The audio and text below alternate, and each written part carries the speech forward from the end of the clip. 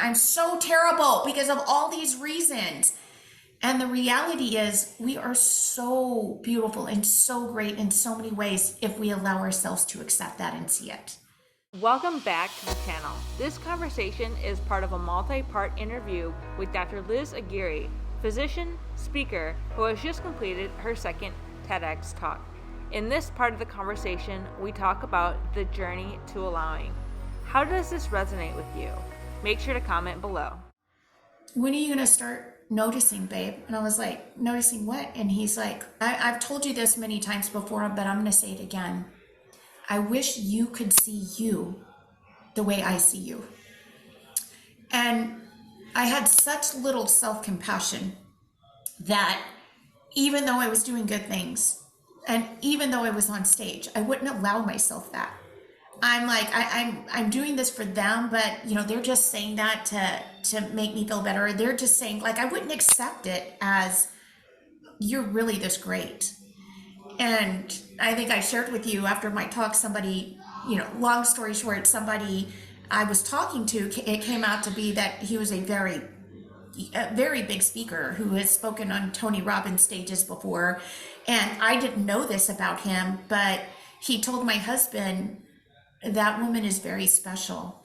And as we were talking, I did not know anything about his Tony days and that, but he offered to get on a Zoom call and mentor me to help me grow as a speaker because he felt like I was really special. And my husband smiled because I have finally come to that place where I'm starting to accept that and understand how I'm impacting people. And I never could do that before. So it's kind of like our kids. We're always like, our kids are always going to think that we're a great mommy, but I don't think I'm a great mommy. I'm so terrible because of all these reasons. And the reality is, we are so beautiful and so great in so many ways if we allow ourselves to accept that and see it. So yeah, to me, the confidence is still something I work on every day. That's another thing I started doing. And my husband's like, wow, babe, you're taking on a lot. And I was like, I'm still taking care of myself. I'm still sleeping. I'm still eating. I'm still exercising. I'm still making time for my family. And when I feel like any of my core values are compromised, then I back off. But I started a YouTube channel just like 2 weeks ago, and I did it because I realized it is a daily practice. And so on my YouTube channel, it's all about taking care of yourself. And so Monday is Me First Monday, where I remind people to prioritize themselves in some way. Tuesday is Take Time Tuesday, so us to slow down and stop feeling like we have to do all the things. Wednesday is Welcome Wednesday, where we welcome new empowering thoughts into our life. Thursday is Thankful Thursday, and Friday is Friday Fun Day. And if we do that in such small little pieces and do that every single day, it's like anything else. We start to get better. We start to feel like it's less hard, and we start to resist it a little bit less. But even if you start in listening to a 1 minute video, which is what I do, these are all 1 to 2 minute videos, it is just a very quick little reminder to plant that seed every single day and water that seed every single day, so that we're getting to that point where we start to believe it because we're hearing it all the time. And that brings up another point. Being around people and listening to people who help you see that to be possible instead of the people who are complaining with you. Misery loves company. You will always find things to complain about. And I know, because I was the biggest complainer for years. It was never my fault.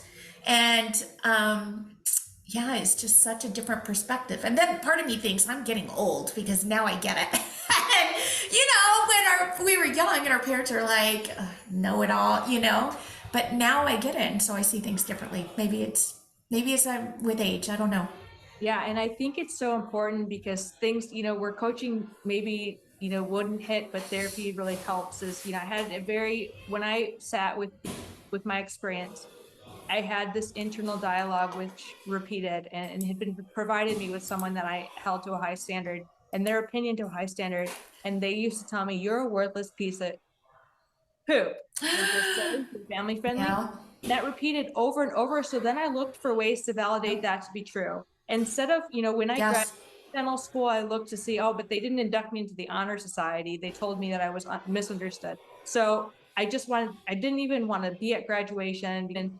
But that was literally the success factor. And then when I left surgery, and even my story now, I look at it is in this light of like, wow, I am so worthless. I am so inadequate. And that got me to the point where I was working for no pay. And when I sat with that, how did I allow that to happen? There was a quote that says, the world reflects back at you the value you see in yourself.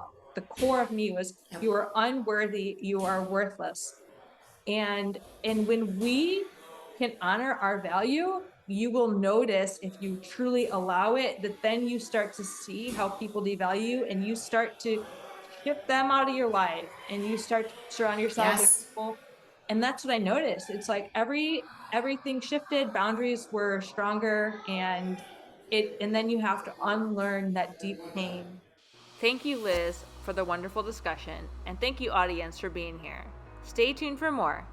Here's what's coming up next. And someone said, you can't talk about happiness. Like, what is happiness? And people are never going to get happy and this and that.